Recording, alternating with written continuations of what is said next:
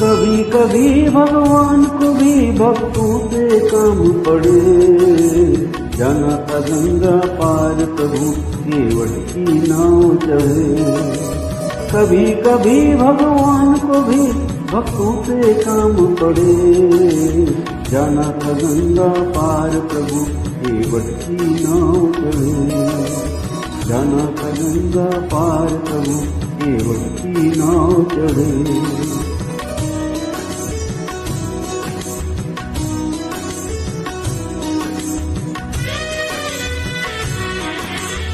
अवध छोड़ प्रभु ध्वन को धाये, या राम लखन गंगा तट आए। केवट मनी मन हर्षाए, घर बैठे प्रभु दर्शन पाए।